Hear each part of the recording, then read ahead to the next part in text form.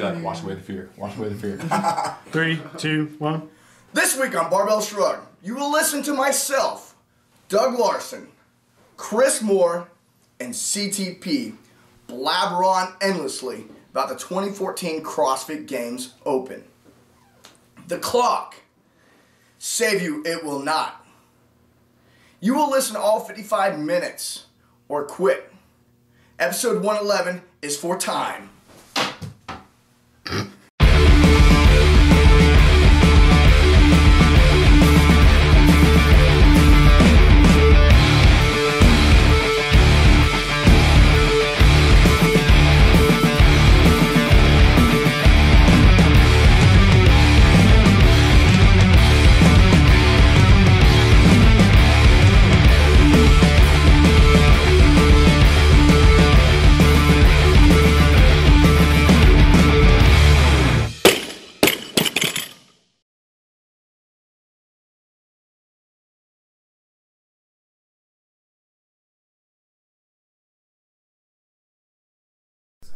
Talk, cleans and presses and up and down. All right, are we ready, CTP? You know it, baby. Welcome to Barbell Shrugged. I'm Mike Bletzer here with Doug Larson and Chris Moore. Woo! With CTP behind the camera, of course. All right, you asked for it. We're delivering. We're talking about the CrossFit Open. It just ended. People submitted their last scores on Monday, so 2 days ago. A lot of hearts were broken. Dreams crushed. Some people's dreams were crushed. Some people's dreams were made. And we're gonna do like a recap, a summary of how the Open went, compare it to previous years, and talk about how you might want to change your training after the Open, because what you were doing during the Open probably should look a lot different right after, before and after, during. Yeah, you know what I mean. One of those words. Yeah. Yeah, if your dream got crushed, let's uncrush it and rebuild it better. Yeah. So did you guys see the leaderboard yet? How'd everybody do? I'm just pulling it up over here. I haven't looked at it yet. How did everybody do, Doug? Pretty good. I saw Michelle Kinney got 5th. Yeah. Good friend Michelle Kinney crushed it. In the world? Yeah, she fucking killed it. Here's the thing is, a lot of people say, hey, because the Open looks extremely different than the games, people go, well, what happens in the Open is not indicative of who's going to do well at the games. But at the same time, Rich Froning won, and Jace like second, and Michelle's up there. I don't think that's true. That does happen quite a bit. So the top people in the Open definitely do really well at the games. But you know, if you look at the spread, just because you do good in the Open does not mean you're going to do really well at regionals. So the people who do good but don't like sort of blow their load during it, and the people who do really good in it but have nothing left for the actual competitions, I guess that's a big difference. I mean, well, in previous years, and it's not as true this year, in previous years, you didn't have to be very strong in order to do well in the Open. There might have been one WOD that would you might not place as well in if you weren't as strong, but overall you do better. This year, you know, there was a little more skill involved. Highly fatigued muscle ups were introduced. You know, they introduced muscle ups in a fatigued state before, but this year people were a lot more fatigued by the time they got there. The weights on the deadlifts got very heavy. I thought that was genius the way they put that together with the deadlift box jump WOD, where they made it where it was light at first, but made it where everyone could do it because it was light at first, but got heavy enough where really still the strongest athletes were the ones that were going to win. Yeah. The people that were more likely to go to regionals are pretty much the stronger athletes. And so it made the people that are going to go to regionals, since you were just saying that regionals is a little bit heavier, games is a little bit heavier, and whoever does well in the Open doesn't necessarily do well at regionals because they're not quite the same competition. They're a little bit different. I think scheduling it like that where there's heavier weights in the Open makes it where the stronger athletes are going to win the Open, and there's not a few people that are kind of like left out because they're strong. They do well with the moderate weights, but like the super lightweight high rep stuff, which is what the Open traditionally has been, might have discluded some people that would do well at regionals, but since the Open isn't quite the same thing, they didn't even make it to regionals. Yeah. Another thing they changed this year that I thought was fantastic, and I just wish they had done it sooner, which is they changed it for the teams, where and we've yet to see how this plays That out. was a great change. Yeah, so for the teams, they made it to where if someone's competing as an individual, their score is not going to contribute to the team score. So I know our team missed it by one single point. We were 31st, 1 point last year. One place. Last year. But there were plenty of teams that showed up that almost nobody on the team was, the contributors to the scores that got them there. And so this year, you're going to see a lot less of that. There's going to be an interesting dynamic between, I could see, teams putting pressure on people who might want to go individuals to stay on team so they can keep that score and be in the top 30. I didn't even really look at how our team did during the Open. People would tell me, I'm like, What a dick. okay. Well, the reason being is it doesn't matter. Yeah. It doesn't matter where you're at, because until people decide where they're going, individual or team, you may be placed 80th, but that might put you in 20th place after all those teams have their individuals go individual. Mm-hmm. So I'm interested to see how that plays out as well. But those are two big changes. Is it got heavy. I mean, last year there was a progressive snatch ladder where it got heavier, but it's one of those things where I think people got so fatigued that even some strong people didn't get to the heavier weights. It's not the same because it was not the same as a heavy deadlift. Yeah, it was. Yeah, it's not the same as a heavy deadlift. That was an interesting sort of pacing challenge too. To have that many reps in a deadlift, to have it get that heavy is very very novel. With that particular workout, and it's one of everyone tries to, and we gave out advice every Thursday night. We see it given. We would give the best advice we could straight away. The longer you wait to give that advice, the better it's going to get. So you have to accept that we were just trying to get something out that people are going to be able to use right out the gate. And sometimes. And the advice, 95% of the advice was spot on, and sometimes it's the pacing that's a hard advice to give until you've seen it done by 10 different types of athletes 3 times. So I remember it being Monday afternoon a lot of times. It's Monday afternoon, we're standing around the gym, we go, oh, that's how you should pace that. And you don't know till you actually see it. And these are conversations, we're having with games athletes.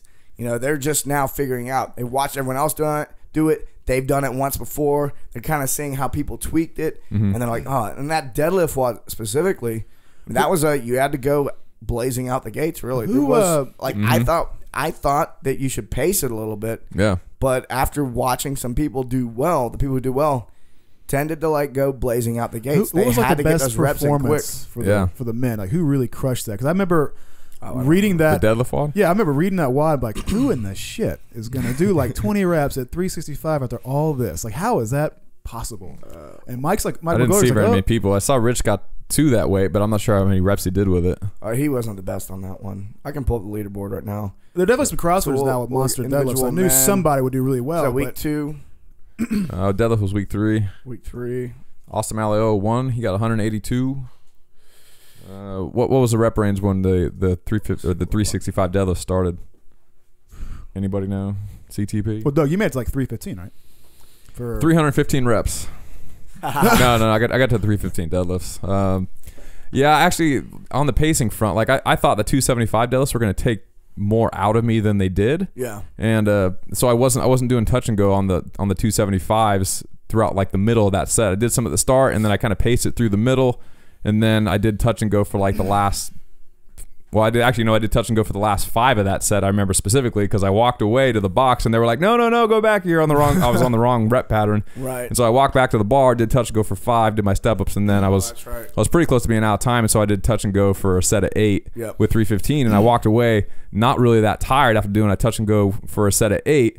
And I was like, shit, I should have gone faster on the 275s. I thought that was going to wreck me, and I felt great. Yeah. So I should have gone faster, kind of to your point. I think you're totally right about that. Most people didn't go fast enough out of the gate, and I certainly didn't throughout the middle of the workout. Because I saw guys that weren't as strong as you on a 1 rep max get a similar score, and it's because they went hard out the gate. They definitely didn't look as good as you did by the time they got to those 315s. Hindsight's pretty clear, man, but I still would... Seeing that deadlift, there's no way you shouldn't have started conservative, with the very real fear that your back was going to be blown to fucking pieces by the end of that. Yeah. It's not unreasonable to say pace this out of the gate, Yeah, everybody didn't look bad, but I saw some bad ones. Yeah, there were some that were worse than others. And then I know a lot of athletes that were like, "Oh, I felt bad," and I was like, "You didn't look bad at all." And then some athletes that didn't comment at all looked terrible right out the gate. It's probably one of the first years where I said to myself, I should have maybe participated as a competitor in this. Especially the deadlift one, I probably could have done really well. You totally could have done that. Yeah. I won't use the word crush, but I would have done, I probably would have done all right at it. Yeah. Last one, I probably would have maybe exceeded an hour. I think I saw some hour times for, 14.5 was it? The one with all the last one. It was for time. Whoa. We all got caught off guard with that one. Yeah, so a small change, every but year it's been cool. very similar. It's 5 weeks long. I think the one year there was a technical snafu, and that's why they made it 6. But it's always been 5 workouts. We now have like 4 years of historical data on the Open, so it's there are now trends. I'd say this year there was some prediction going on, and there were trends because there's 3 years of data, but now there's like. The trends are even stronger now, for sure. Most of it was the same. The vast majority of it was the same. There was a few little curveballs thrown in there. The row obviously was a curveball. Nobody expected the rower because there's never been a rower. I'd be bored to tears. No one expects the rower. If there was no curveball, I would actually hate it. Yeah, I love that there was curveballs. No, I mean that's the reputation. You never know what the workouts are going to be for the most part. It wouldn't be fun if you didn't go into it knowing there'd be something that would really scare you. You want to be. You can't just be. And it's open. It can't be all predictable. Some of it has to instill like, oh fucking shit. How am I possibly going to do that? That's what makes it fun to compete. So Doug made some predictions, which we were all in agreement over. He laid it all out, and then I'm pretty sure that's why Dave Castro changed the WODs. Is because must have been listening to this podcast. He's like, I need to screw Doug over on his prediction. hate that guy. I'm putting a rower in there. He made that decision. I'm making it where it's not all AMRAPs anymore. He made that decision right after he picked out his graphic tees. Yeah, but for the most part, it really was pretty consistent with the past years. It was mostly AMRAPs. He threw the rounds for time in there at the very end, which I thought was totally cool. The rower nobody expected, but the rest of the movements were pretty much what we thought. It was very consistent with years past. It was for the most part all the major barbell movements, and then the same 8 or so bodyweight or gymnastics movements. Like when it got to 14.5, we were like, well, there's only really 2 movements left. Everyone knew it was going to be burpees and thrusters. So that's really all we hadn't done yet. My prediction for that WOD, for the record, it's too late to say it now. Let's say, I don't think you know how predictions work, dude. Well, no. My prediction for the past. I would say on Wednesday, after like much discussion with other people and hearing other people's predictions, I thought that it was going to be thrusters and burpees ascending reps. Is what I thought it was going to be. And I thought there was going to be, an AMRAP. But descending reps and no time cap I was really pleased with that. That sounds like a lot more fun. Yeah, and for all the people that got to 14.5 and it was like their first year to do the Open, they were like, man, I don't know if I'm going to make it through it. Like I've done all 4, like hoping they can do like everything that's required in part 5. And they're thinking, man, like I hope it's like something that's not too hard, but kind of hard, so I can like feel good about myself and the fact that I finished the whole Open. And then they heard rounds for time, and they were like, holy shit, that's heavy for me, and that's going to take me an hour, and I'm going to want to quit. Watching people at the gym do that anyway, and they're fucking rough. Say what? So watching people at the gym do that workout was like, no one looked like it was the most depressing scene on the planet. Nobody looked like they were having fun. It's a fight or flight just like moment, just getting through it. I watched that one. I actually watched that one at SealFit in Encinitas, California, on Friday morning. Went there and was it Ashley, the wife? Yeah. She did it alongside 2 other athletes, and it was I could tell it was tough. It was tough. Yeah, I didn't do it as prescribed. I did front squats and burpees, but it was still nasty. If you don't know this, Doug really can't go overhead with a barbell, and neither can I, and that's why we didn't participate. I can. Open. I can go overhead. It's pretty ugly, but I can still. I don't do much overhead work after a shoulder surgery. That still bugs me quite a bit. But front squats are fine. So I did front squats and burpees, and I had a great time doing it. Like I got done. I was obviously super tired, but it was fun the whole time, and it didn't wreck me. I didn't walk outside and throw up. I felt pretty good afterward. Yeah, because you're a machine. Did 12 minutes, I think. Doug Larson, the machine. So you watched the wife do it in San Diego, or whatever, as you're like, come on, this looks hard, and you're eating like a chorizo burrito and saying, come on, baby, you can do this shit. Yeah, pretty much. Well, for me, I had a surfing session lined up later that day, and I wanted to save all my energy for the waves. You're in a do as I say, not as I do kind of state in life right now, right? No, come on, this is what you told you to do for the Open. I'm going to go fucking surf and eat tacos. Well, yeah, I mean, when you can't compete the whole Open due to an injury, it's kind of like, well, I'll just go do other things. Well, there you go, man. Yeah, and the waves. Yeah, you've been kind of bouncing back and forth between being injured and performing really well. Like you'll be injured, and you'll be limping around, and then you'll PR. Then you'll be injured again, and then you'll PR. It's like you're kind of going back and forth. Yeah, when I'm healthy, I'm doing really well athletically. And then I think it's just years and years of abuse. You've been pulling some big cleans lately. What have you been cleaning? You've been pulling them high too. I know my timing's off. I'm pulling too high, and they're crashing on you. But yeah, close to 300 pounds. Like I'm working my way back up. So. And what are you weighing right now? Like 162, 163? I'm a little heavy. I've been weighing like 185. Oh, you're so huge. Last time San Diego tacos, I man. weighed 185. Let me see. Probably like in 6th grade. Last time I was that light. Yeah, but I'm serious. Well, a year ago I was cleaning over 300 pounds. I was clean and jerking 300 pounds and snatching like 260, and that was at 169.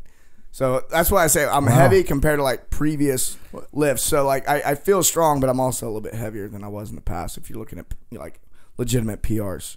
Let's get back on. Let's stop talking about me. Jesus. I'm first time you've ever said that. I think. Don't call me Jesus. Oh jeez. All right, so Take a break real quick. Yeah, let's take a break. When we come back, we'll talk about. I want to talk about the difference between the Open, regionals, games, and then talk about, especially if you did not qualify for regionals, which is going to be the majority of the population. If you're in the broken dream crew, what do you do? How do you turn this ship right around? If your heart is broken right now, what should you be doing for training? That's what we're going to talk about. Come back after the break. We're going to announce 14.6. All right, welcome back to Technique Quad. This is video number 3 of a 6-part video series on the snatch or the clean. This one's on the clean. What was I going to say? Oh, yeah, that's right. All right, so this video is all about the first pull of the clean. Again, I'm Doug Larson with the Barbell Shrugged podcast. This is Alex Macklin. He's one of our faction of Barbell Shrugged weightlifting coaches. He did 3, maybe 4 reps to warm up, which is why he's so sweaty.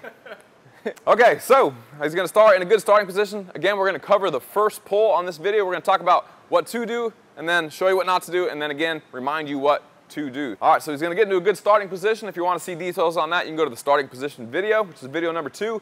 The first pull is from the ground to mid-thigh. So go ahead and do a quick demo. There you go. So that's the first pull.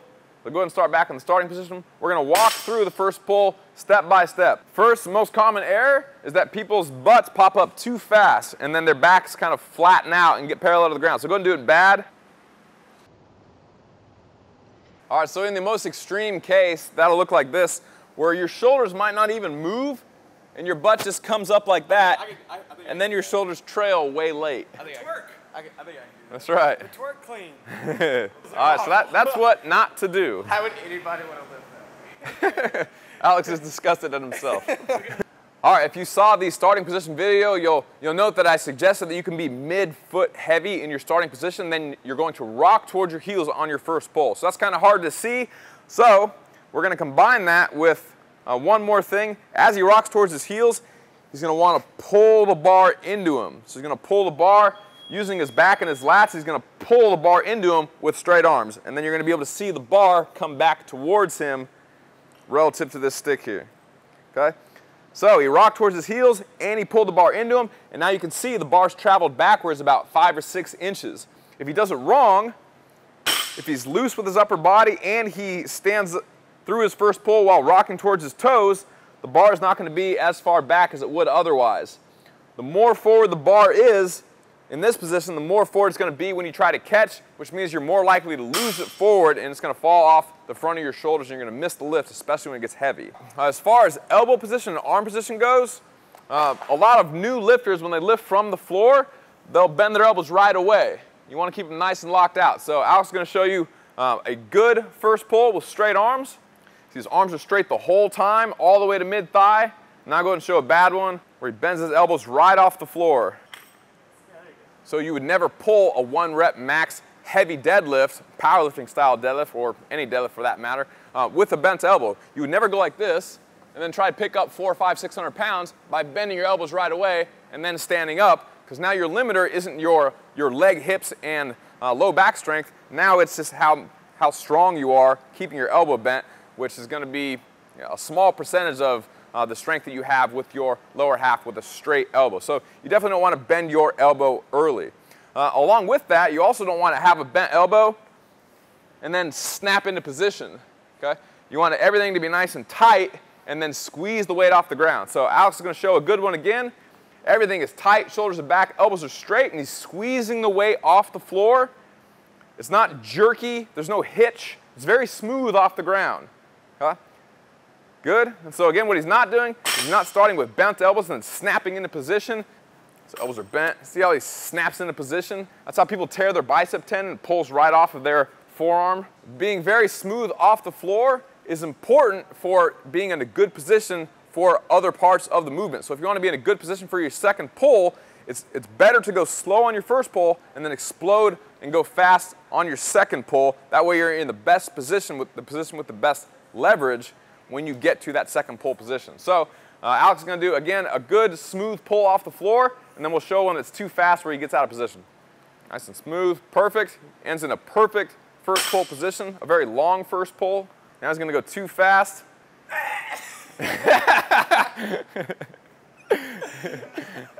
We kind of already went over this on the as one of the very first things of what to do wrong, but a lot of times when people go too fast, their hips just rise too fast. So they'll go here, and they'll go like that. And their hips come up way too quickly, and then they're in a bad position. So don't do that. Slow down on your first pull. Go as fast as you can while doing it correctly. And if that means you have to slow down just a little bit, that's okay. All right, one more thing for people that pull the weight too fast off the ground, especially beginners, is that they pull themselves from a somewhat neutral position to a round position. So a lot of times it'll look like this. They'll be here, maybe they get into a good position, but then when they go too fast, they pull themselves round. Okay? So you don't want to pull yourself into a round position like that. Go slow enough where you can stay nice and straight with your back, both upper and lower back. You look like the Halloween cat. The scared Halloween cat? I just spit all over your camera. All right, Alex also wants to stay covered the entire time throughout the whole first pull. Basically what that means is that he wants to stay bent over, shoulders beyond or in front of the bar throughout the whole movement. So if he starts down here like this back angle is going to stay the same through the whole first pull. That way when he goes to transition, he's already bent over. Very similar to if you were going to do a vertical jump, you're going to need to be here at some point. That way you can have some momentum to get into your jump. If your shoulders are behind the bar, when you go to jump, it'd be like jumping like this with a straight vertical torso. You're just not going to jump as high. So you got to stay bent over throughout your whole first pull.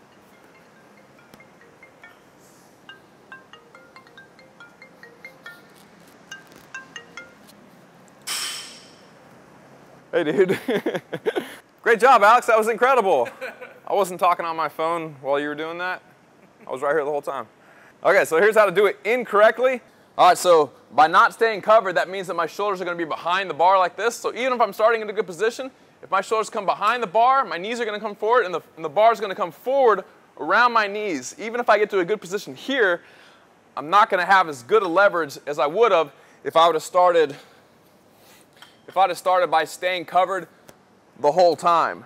See how much further behind the bar, behind this vertical bar, the end of my bar is compared to the first, where I was more like right here. Okay. The more into you can get the bar, the better chance you have at catching heavy weight on your shoulders and not missing it out in front of you. And that's what it's all about. That's what it's all about. Another very common error is cutting your first pull off too early. So you're doing a short first pull instead of an intentionally long first pull. If the bar is hitting you right above your knee, or basically anywhere below about mid-upper thigh, then you're probably cutting your first pull off too early. This is probably the lowest a clean should ever hit you. Anywhere between here and here is probably fine. Basically, wherever your thumbs touch you with your shoulders back is probably where your clean should hit. If you're hitting mid-thigh or lower thigh, or especially on your shin, you're doing something wrong. Okay? So here's how to do it correctly. There you go. So that's about where Alex is going to touch, and he's going to disconnect maybe right above that once he does his transition. Here's how to do it incorrectly, where it's going to hit him on his lower thigh, maybe right above his knee on his quad.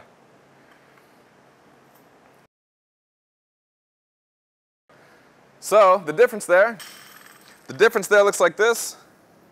If he's standing, pushing his knees back, once the bar passes his knee, he's pushing his knees forward too early and it's hitting him down here. Okay? You want to keep pushing your knees back and staying bent over basically as long as possible, trying to get to that vertical shin. And then once you can't go any higher while bent over, that's when you push your knees under and the bar hits you right here when you get into that power position. And that's where you're going to have the best leverage. The higher the bar hits you, basically the better leverage you have. So the next video we're going to make is all about the transition. And the whole point of the transition is to go from the first pull to the second pull and have the best leverage possible for the second pull so the weight will feel the lightest so you can lift the heaviest weight possible. So if you want to check out that video or any of the other videos in this series, all you gotta do is go to barbellshrugged.com and click on Technique WOD and you can watch all those videos in the library. And we're back. Is that good enough? Well Good done. job. Damn, man. You prepare for that? My whole life, Doug. It was his last day of work today. I know. It was, baby. Your last Yeah. day at work. We surprised you with Modelo's. I got out to my Jeep after leaving my corporate utilitarian hovel area workstation. And I get out there and I go, oh shit, there's a beer in my seat. What kind soul? Well, I recognize that, like, it's like the end of One Flew Over the Cuckoo's Nest when like the Indian breaks out of the thing and runs for the hills. There's that, and like the guy stands up in the bed, like clapping. He got away. About somebody in the office that just left that beer. Like, That's a great movie, by you the go, way. you Yeah. son of a bitch, go for your freedom. But then I saw my brothers out there. Go, oh shit! It was a very nice moment. I'm actually really sad I didn't get to make it. I was in flight at the time, but yeah, Doug and CTP made it out. You're a free man.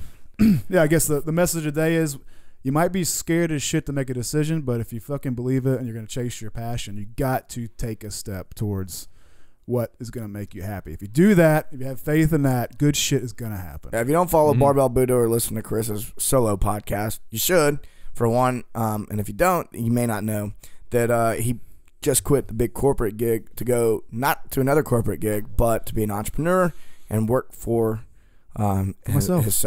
And So, you did it at a crazy time with a baby on the way Baby. within weeks. Yeah, I mean, 2 on the way. yeah, I mean, it's what? well, here's the thing about Say what? You say 2 on the way? No, baby number 2. Oh, Oh, number yeah. 2. I was like, He's oh. already taking care of one. And Well, I'd say Yeah, I was like, holy shit, twins.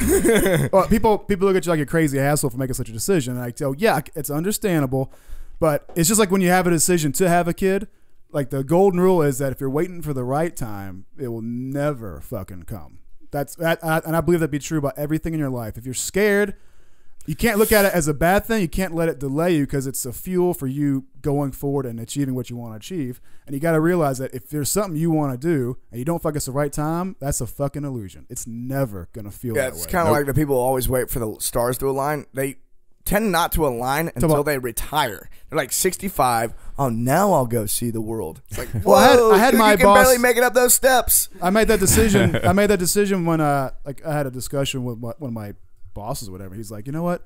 I can appreciate what you're doing. It's a bold move. It's brave. If I have any regrets, I'd say I wish I went into business for myself. But you know, I've got 7 more years. I got to survive this, and when I'm 65 or so, maybe I'll go back and do what I want. I go, holy fuck. And there's a guy with That was the nail in the coffin right yeah. there I was for like, you, yeah. I had a tremor of fear come over. Like, holy shit, man. And this is a guy with a lot of money. This guy has no concerns, but he's gonna carry that, and it's gonna when you're 70 years old or so, and you have that the knowledge that you could have taken a shot at something unknown but glorious and beautiful and fulfilling when you're in your 30s. You don't want to carry that into your grave, man. You do not want that on you. So if there's somebody in the audience who goes, you know what, there's something I really need to do. I feel it, but it doesn't feel like the right time. At the very least, you need to really think about how you're going to make it happen really soon, because that's gonna haunt your fucking ass to the grave. Yeah, Make it actually- happen, baby. Actually, I had one of my buddies. He in the Navy. He just got selected for chief. So that's a big deal to make a jump from. That's his official title is chief. Yeah, you know, That's awesome. That's a rank. Yeah. So he got selected for. Hey, You chief. look so confused. And once you make Well, I never been to fucking army or anything. making chief is a big deal in the Navy, and he felt like it was affecting his decision on whether he should get out of the Navy. You know, he's not scheduled to get out for a while, but he's playing around with all these different ideas, and I was like, the rank you make in the Navy should have nothing to do with deciding whether you get out or not.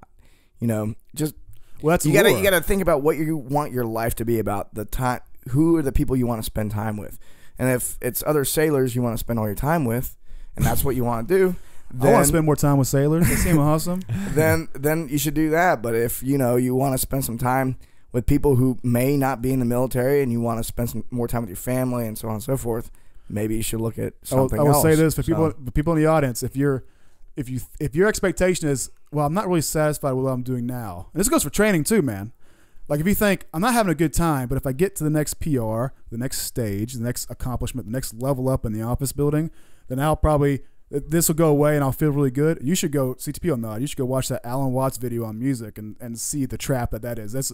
There are good reasons to chase things, but once you get a taste and it's not working for you, you realize that maybe it's an illusion. You need to reconsider what you're chasing for. It's something that'll just blow your mind. How do I find this? YouTube, Alan Watts. Alan Watts and music, and it'll blow your friggin' mind. Okay. The point being that nobody listens to music in a rush to get to the last note, as if the ending was the point of the song. Yeah. The point is that you play a song and you dance along while the music's playing. That's how you should live your life. Yeah, sometimes you're sad when the song is over. That's true. And then you hit repeat. It was a good video. CTP showed me it earlier. It'll blow your mind. Yeah, I want to cover this. We've covered this in previous shows before, but I just want to recap since people tend to miss things sometimes. But the open tends to be lighter. And then it's predictable. It's going to be between 5 and 20 minutes long. This year it was much shorter. Yeah, per workout. At regionals, it tends to be the heaviest. And at the games, you see the highest. More gymnastics, random skills. But they've actually, people have ran the data. The games is just not as heavy as regionals. But the gymnastic skills are more prominent. And then... and the random skills like hitting things with sledgehammers and whatnot, whatever. Which is awesome. Yeah, it's much more novelty. How can we work in explosions into the games? Like you fucking hit something with a sledgehammer and something just explodes. I think Dave could probably figure that out. Yeah. That is one thing I really enjoy about the games is that wild randomness thing, that oh shit moment. We got to do what? The fittest guys in the world, you can take on any challenge and go, oh shit, man. Like you finally get to see them scared of something. Yeah. I think that's still the biggest thing for a lot of those guys is the water. If they have to swim, because they're all so damn dense and muscular. Or a lot of them just don't practice being in the water. Well, maybe a little bit of both. Yeah. Man. That time I saw what's his name? The strong man from CrossFit.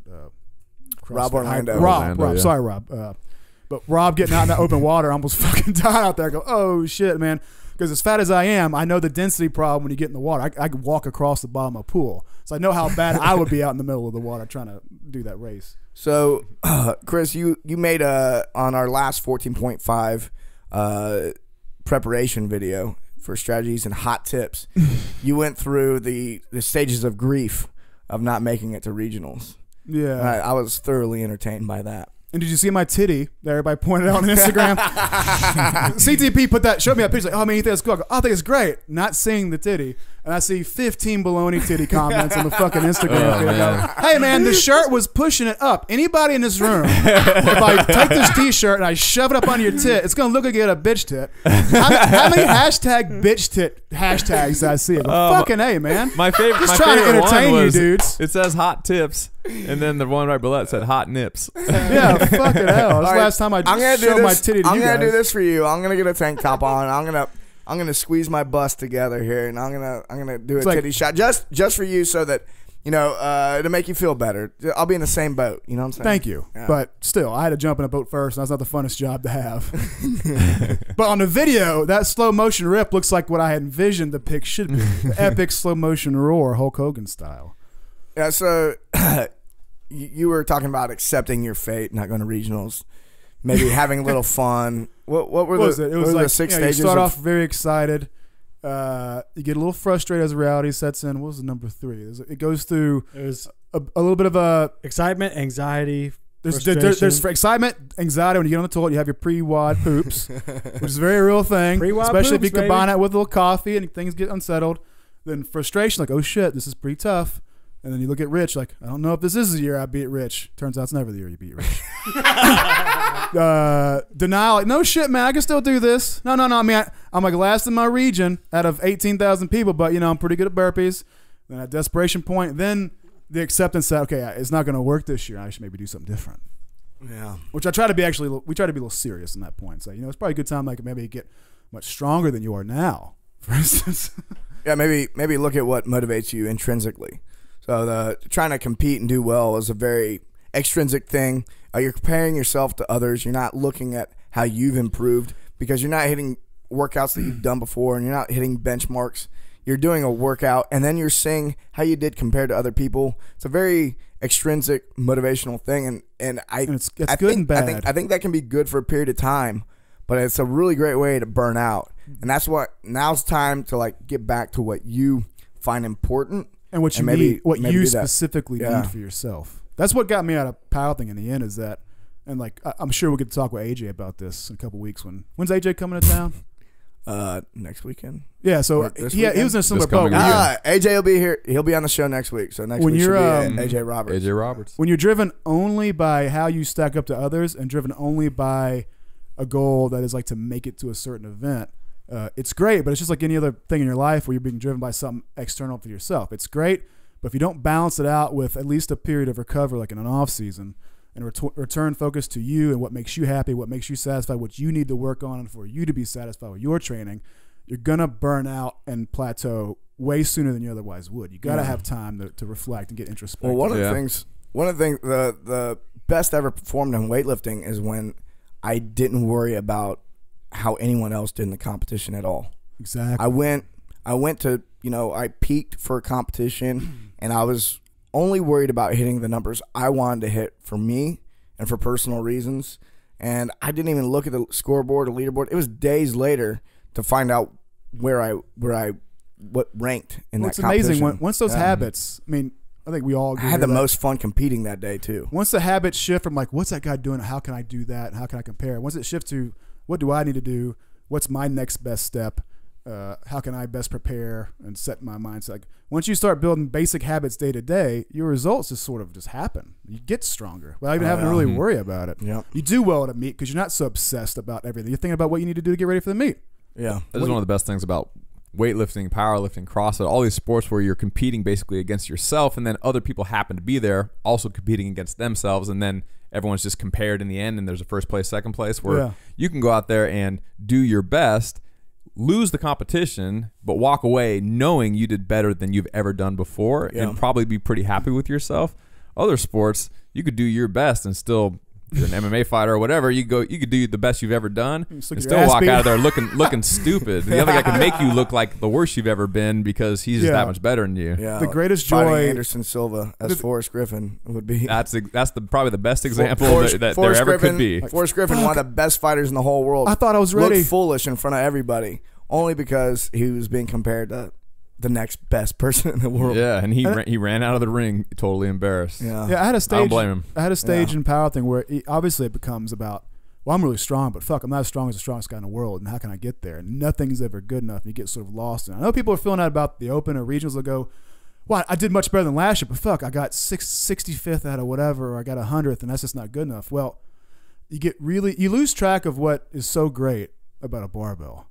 The reason why CrossFit's great and why weightlifting is great and why powerlifting is great is because it's the single best like self-calibrating sort of, it's a state of mindfulness. When you get in the gym and you get so engrossed in what you're doing, you think about the reps and you're having such a good time and you forget about everything else in the world for that hour and you leave better than you were, restored. That's what it should be. And for a lot of people, you get so consumed about your performance and how the programming needs to be fancy or whatever the fuck, and you forget that it becomes something other than what it should be. It becomes an additional stress in your life. I think for me personally, I think this is going to vary. This does vary from person to person. The most satisfying thing for me is seeing my back squat go up, my snatch, clean and jerk. Those are the things that when I hit PRs on those, I'm very, very pleased. And in competition or not, and I'm only comparing myself to myself. It's just like me in the barbell. And as I've gotten older, I've done a lot less looking around and just kind of looking more to just what I do. And that's where I've like found the most, success and fulfillment at the same time. So that's what I find to be fun. So after like maybe competing in stuff that's not that, that's where I want to gravitate towards. Is like, now I'm going to do that for a period of time to kind of rejuvenate. It's actually like exercise that's for rejuvenation. And I think that that's what most people should do now, right after the open. The worst thing you could do is probably roll into some programming that will continue to beat you down. That will just pretty like tired now. Yeah, that's like, oh, I got to start preparing like the day after.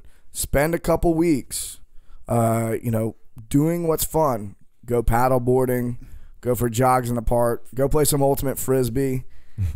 Don't do any pull-ups. Do some stuff that you find rejuvenating. The classic. So you're going to train basically for fun for a couple of weeks. Let your body heal, and then kind of as you're easing your way back into more intense training, what should we be doing basically that we haven't done in a while to like shore up weaknesses and let our shoulders get some work without continuing to beat them up? The open is a lot of overhead stuff.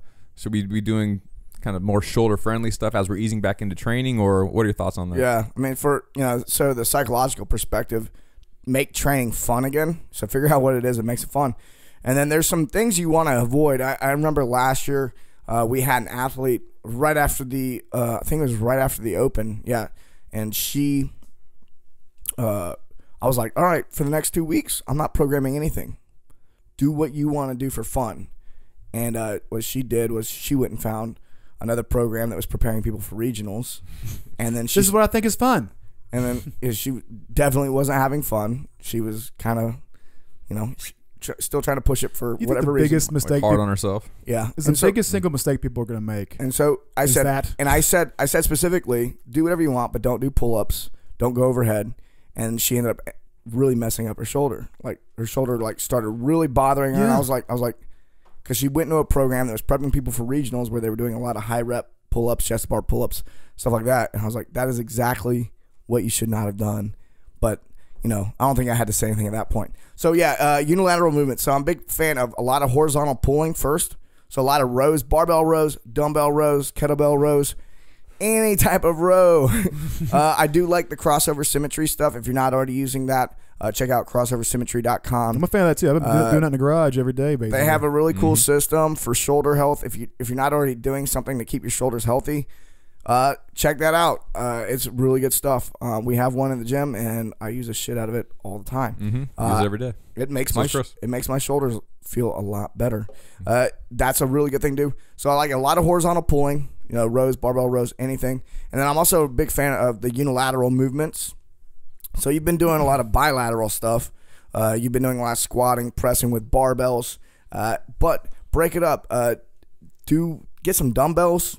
Even if you're going to do them at the same time, just having each hand being separate, not connected to the same object can be really good. And then doing a lot of lunges, rear foot elevated split squats. Look it up. I think we have a technique WOD on that. Oh no, we do. To throw in some single leg stuff. Give your knees a break. So, stay away from a lot of squatting. If you do squats, do some tempo squats or something like that. Which, by the way, the slow down and pause squats is probably one of the most awesome things anybody can do to probably feel a lot better squatting and also make your squat a lot better really quick. Yeah, for at least a month, I would stay away from any like super heavy squatting. Just do tempos. Unless you're preparing for regionals. These are for people who aren't preparing for regionals. This for the you got to stay strong if you're going to regionals. So tempo squats, single leg squats, single arm presses, single arm rows. Also like step ups. Yeah, step ups. So not just split squats, but step ups. Hardest thing you'll ever don't do this because I just told you not to do overhead stuff, but try at one point like overhead step ups. It's deceivingly hard. Holding a weight over your head while get a barbell overhead, and maybe I shouldn't even have suggested that. There's gonna be people submitting videos of people get hurt. Dumbbell or kettlebell step ups are fine. Front rack step ups, I like those a lot too. Yep. Putting a bar on your back, nothing wrong with that. Man, yeah. So a lot of single leg stuff, single arm stuff. Get back to some like simple core movements. Make some leg raises that aren't toes to bar. Farmer's carries. I like all the strongman stuff in the early off season. Yeah. All the total body strongman stuff. You just said farmer's carries a second ago. Super great for your heavy core. keg carries and stone carries. It's very similar to horizontal pulling because you're basically pulling something in you. Especially if you carry a keg lengthwise like this, you just reach around and pull it in and walk like that. We do that, or we used to do that rather a lot with our high school athletes, especially when I was in high school. Right. Yoke walks and things like that. Maybe not super heavy, right off the bat if you're trying to let your back and your knees and whatnot rest. But I just like the total body strongman stuff. Turkish get-ups are another one that I like to do, especially right out of the off season. It is overhead, but it's not necessarily heavy if you choose not to do it heavy. It's not putting your shoulders in a. It's not like forcing your shoulders into a weird position. Yeah, most people use Turkish get-ups for shoulder health specifically. So if you don't have any shoulder problems and you have good overhead range of motion and you want to do some overhead stuff without beating your shoulders up too much, then Turkish get-ups are a great option. There's a lot of fun stuff that you can move pretty good amounts of weight for a pretty good amount of time, but not get too beat up, and it's all very novel. All strongman stuff is just a great way to prepare yourself for the next wave of training coming later on. Yeah, I would just avoid anything you saw in the open for at least 2 weeks. I was going to say this point earlier, but I think people's greatest fear is that, holy shit, if I work on strength or if I take a break, all my progress will just fucking vanish like an ethereal vapor, and I'll be fucking worthless, and I'll never be able to compete again. So therefore, I got to jump right back into it hardcore now and keep that up until next fucking February. And I would it just can't be. Even watch like people like Ilya Iliev, the weightlifter, the guy, best weightlifter in the fucking world, took like a year off and didn't do anything, and now he's slowly building back. The point being is if the harder you chase after something, you don't take a break, you cannot keep it up, and you cannot expect next year to be able to somehow improve. You'll be burnt out before you get to the fall. I already did surfing and yoga for a year. Look at you. No, not me. I said him. Hitting PRs. You're talking about Ilya? Oh, I thought you said you. No, I was talking about Ilya. Yeah, but the point being is that's what I want. When I take a break for a year, that's what I'll do. The benefit from the rest is way more beneficial than keeping on training. One is sustainable, one is not. You need to give yourself a break so you can push harder on the back end and make the improvement. Yeah. So one thing I want to talk about for planning for the whole year is I would find that one competition that you want to peak for next. So, but one a year. Pick one, and for most people, it's going to be the Open again. They want to do really well there. And then pick 2 or 3 more competitions you're going to do throughout the year. So try to do a competition every 3 or 4 months, but don't specifically train just for that. You want to peak throughout the year, but have practice. Small peaks. Think about it as practice for competition. We made that point on one of the actual, we had said get stronger at the end of the hot tips video as one actual useful point. Yeah. The second one being, if you got a benefit of all these tips and everything, great, but one thing you need to do for yourself is just get more practice. So if you can rest a bit, then pick a couple competitions. Don't get too intense about how well you do, but do some variety. Practice for yourself what it's going to take for you to have a better pace and a better strategy. Yeah. Practice the act of competing and having fun and get used to it. And treat it as practice. Don't put too much pressure on yourself to be the best you can be at that competition and be better than other people. Sorry.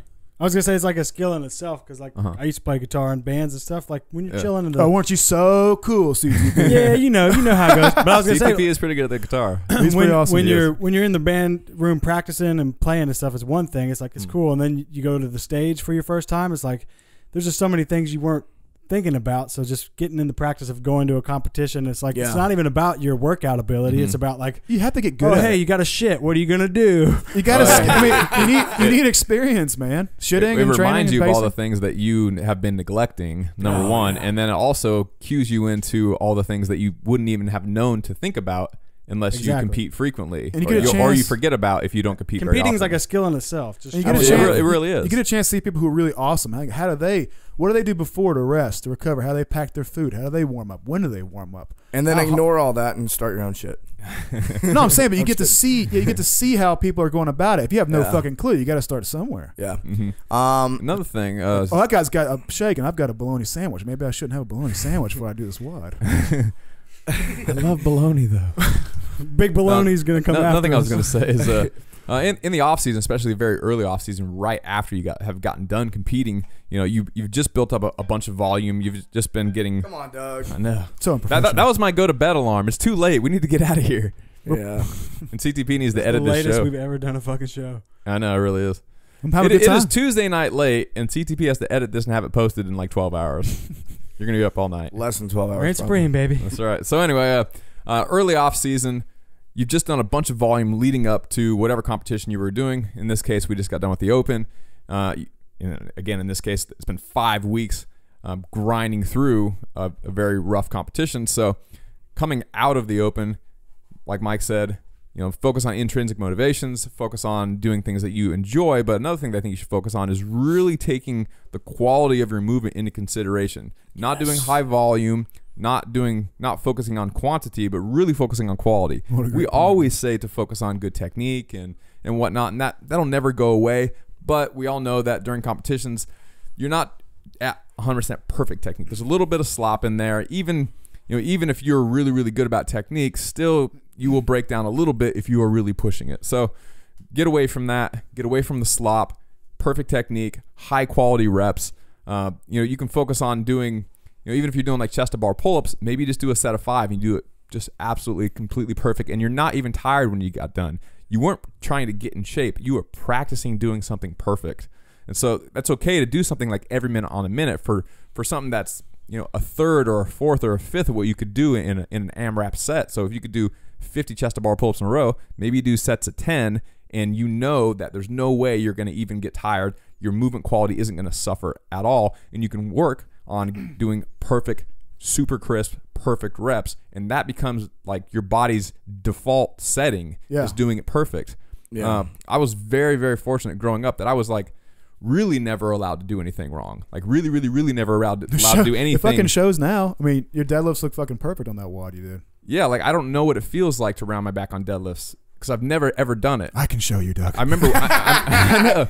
I've never been allowed to. I know. I see it all the time. Let's front squat together. I mean, like if I start to round my back, I just drop. I just don't do a rep. Right. I'm just not. I'm not like I'm so good about anything that I can't round my back. Like it can't happen. I just won't pull it if that's the case. But even when I get tired, my back doesn't round. Basically, it's programmed in your nervous system. I was never allowed to because I was taught quality every time. And if my back ever rounded like I was yelled at and I had to drop the bar. But now Mark slap you with a bamboo pole. When Doug was first introduced to CrossFit, his mind was blown. He was like, "What is happening?" And it took like years to like accept that this is a competition. Yeah. Like, and this is where you got to have that separation. Is you just spent 5 weeks competing where slop is almost encouraged. Yeah. But here's the thing: is you're putting for every sloppy rep you do, you're doing something that's not optimal for your joints, and that connective tissue is breaking down little by little. You're charging credit card. And if you just keep doing that, you're eventually gonna break. And if we talked to Kelly Starrett about this, and he talks about that mobility WOD and stuff like that. Is you can't just keep on moving bad. It may not hurt you today. You go, I rounded today, or my shoulder didn't move. It didn't initiate the movement like it was supposed to, and my pull up, I still get my chest to the bar. Just getting from the beginning of the movement to the end of the movement is not, a good standard for training. It's a good standard for when you're testing, when you're competing. But yeah, you got to get back and get those not just movement patterns, but it's also letting the tissue move the way it was intended, so it doesn't break down and end up with a tear. You got to pay off all that debt. Like the biggest thing I started noticing in powerlifting was that to move the max weight at any cost, when the time you get to 40, 45, you got a big debt to pay off in terms of all those years of cutting corners in order to make the weight happen. You didn't go back and like the biggest thing I've done to make myself stronger in these recent years is not to keep pushing in the direction I was pushing, but to go back and learn a better vertical squat posture and to get my ankles moving better. And once I was able to do that, the mechanics then supported a new paths to strength. Yeah, and that goes into like one of our next points, which is progressions. Like even if you can do handstand push-ups or muscle ups or something like that, it might be good to like go back and there's muscle up progressions. There's things you need to do to get better at muscle ups that aren't muscle ups. And even if you can do plenty of muscle ups, go back and do those progression exercises to build up strength in those positions that aren't pushing you into like those sloppy reps. So don't be afraid to back up right now. This is the time to back up. You're not going to want to back up when it gets close to competition. Right. So move back on the progression a little bit. It's okay. That's where Chris is seeing most of his results right now. Is moving back on the progression of some of these powerlifting movements. We got caught something other than movement. We got caught something fancy, Doug. Not backing up and doing things over again, but something buzzy. The thing I realized is that you can push off in a direction and get really good at a certain thing. You go off and you get so good and you tweak things to squeeze the most progress out of a lift, and you get to the far end of a continuum. But then what do you need most to get that moving again, not more of the same intense things. Mm-hmm. It's like for you to go back and quote be a beginner and to reassess mechanics is the best thing you can do for more performance. It's not like you're stepping back and redoing something. It's not. That's the wrong way to think about it. This is the path to getting more strength out of this same movement. And when you go back and get things complicated again and try new things, you can push to new ground. You can't just keep going off in that same direction if you have something that's not moving right, if you have a technique limitation. Going back and fixing that and progressing again can give you more performance. Right. Technique is position specific. So if you need to scale back for some reason in order to do something through a truly full range of motion, like if you do kipping pull-ups and every time you do it, you go like this and you try to just barely stick your chin over the bar and you never actually pull under your chin with a totally neutral neck, or you can't hit chest to bar, doing more and more bad reps where you just barely get your chin over the bar and now you go from being able to do 15 in a row to 20 in a row to 25 in a row won't necessarily make you better at doing more perfect reps. And so scaling back in some way, whether you're doing like with a light band and you're kipping and you're getting all the way through that full range of motion and you're doing the rep now technically correct, is really the best way to be able to do it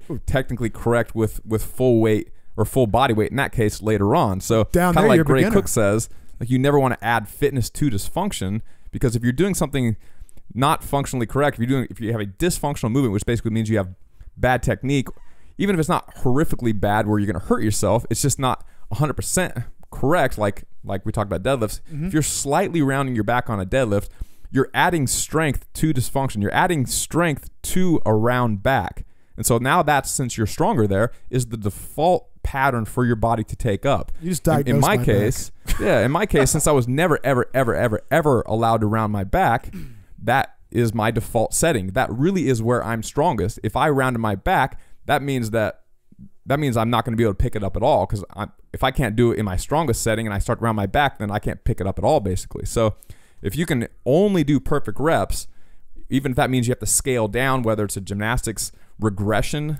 down, like for something like kipping pull-ups, or whether it's something like a deadlift where you have to elevate the bar because you don't have the mobility for it, or whether it's something like just going with lighter weight, that's really the key to being able to do something perfect later on, is backing off in the off season, doing everything perfectly correct. That way when you go to do it in season and you have to pull from the floor or you have to get chest to bar, you've done those perfect reps, even if it was with lighter weight months ago.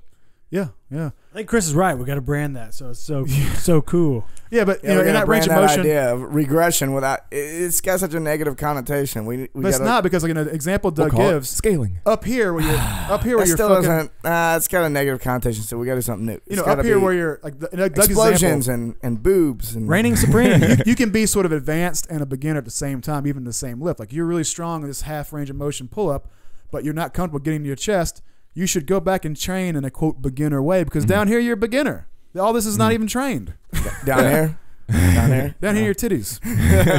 I think Carl Pally has a really good model for this, where he kind of meets in the middle ground where it's not 100% perfect all the time. I think if I remember, I'm not quoting him necessarily 100% perfectly, but I think this is what he has said before, is that you want to go like for progression 1, 2, 3, 4, and 5. You want to go like 80% toward progression number 2, where you can do something 80% correct and then make the leap up to the next stage in that progression, and then get that one like 80% there and then make the leap up. And then once you get to the top, then you go back and you start over. Yeah. And then the second time you go through it, you can hit that 100% mark on each one. So that way you're not stuck, using a band on pull-ups your whole life. Eventually you got to just kind of make the leap and do like a body weight pull-up or a body weight negative or something. And then when you go back chicks down, in the gym and get laid sometime. Come on. Zach Evanesh talked about that too when we did something with him, where he's talking about squat, bench, deadlift. Talk about like progressions on how to train someone to do those things for the first time and do it well. Then he also talked about, after you do those progressions and you're doing a squat, bench, or deadlift in a workout, there's also an opportunity there to get better at those movements by going back in that progression, and doing some of those movements as assistance work too. So, even if you've mastered a muscle up or a handstand push up or a snatch or something like that, or at least if you think you have, now, it might be good to go ahead and do some muscle ups, handstand push ups, or snatches during your workout. But don't forget to go back and do those progression movements as assistance work to kind of build up those patterns and to be just stronger in those positions. I also like isometric holds for end range of motion. You program a lot of that, which I really, really like. After having done some of the stuff that you programmed before, I have become a really big advocate for doing that. If you're not strong overhead, doing handstand holds is fantastic. If you're not really good about getting your chin all the way over the bar, doing a chest to bar hold for time is a great idea. It's easier on the joints too. It gives your joints a break. Yeah, it is. It's easier on your joints, and you're training the part of the range of motion that you never really get to train otherwise. If you do kipping pull-ups and nothing but kipping pull-ups, and then now you have to do a chin over bar hang, that's going to be really tough for you because you never contract in that position. Novelty. Dude, what were those isometric intervals of doom that we were doing for a while there? It was like what you just said, but back. We were basically doing Tabatas of that, something similar to that, where we're doing like a rough. Alternate. We're Tabata, doing like static holds, chest to bar, L-sit holds combined with handstand holds for Tabata intervals forever. Yeah, they got rough after a while. We were building a progression, so I was seeing how far we could go. Yeah. Before it was just like people falling on their heads. It was fun. Yeah, we added another set to that we got progression each week. Yeah. And it was tough to keep it going by the time we ended. We ended up doing 9 sets of it or Super something. Diesel though. Check out these guns. Super Diesel. All right, I think it's time to wrap this show up. Make sure you go over to barbellshrugged.com, sign up for the newsletter so we can send you updates about when we post podcasts, maybe when we go somewhere, maybe you'll see the extra special nip slip pics I didn't put in. We'll be in California soon. Chris wants to go to Pixar. If you work at Pixar and you are a fan of the show and you want to give Chris a tour, he would love it. Seriously, well, if you work at Pixar, is that how you say tour? You do CrossFit. Tour. I will trade you some Pokemon cards. One more shout out to actually Wellbeing Coffee. They sent some coffee and it was delicious. Yeah. Nice of them. Yeah. You got coffee here? Yeah, but it got drank up before you got to it. I'm not endorsing anything. I didn't get to taste it. It was delicious. Good. They're doing good things over there, so check it out. I think it's wellbeing.com. I think it's well-being.com, so check those guys out. Okay. Actually, I have one more thing too. I put together a little checkbox list of things that we talk about on the show, and we're really curious to see exactly what you want to learn about on the show. We're always trying to get as much feedback as possible. That way we can talk about the things you want to hear about, and we don't have to talk about the things that you're not interested in. So I'm just going to talk about what I want to talk about, Doug. That's usually what happens. Hey, and people love it, If you were Doug. here when we play on the show. But no, go to barbellshrug.com/learn, and there's going to be a little video explaining it, but then it's just a bunch of little check boxes like check the box if you want to get bigger and stronger, or check the box if you want to learn how to compete, or check the box if you want to get better at gymnastics or whatever. It's got all the kind of CrossFit-y type things on. There's like a dozen of them. So just go check the boxes that you like and then hit submit. CrossFit.com. Do you have a checkbox that's like, hey, I injured my shoulder 2 years ago in a car accident, and I've been on the squat program, but now I'm thinking about changing to an endurance program? We got that one like on there. That we should add that one. That's a checkbox. That's right. So if you want to help us out, give us some feedback. That way we can improve the show and all the information that we put out on a weekly basis. Just go to barbellshrug.com/learn. Check those boxes and hit submit. We would really, really appreciate you doing that. For sheezy. Yeah. Peace out.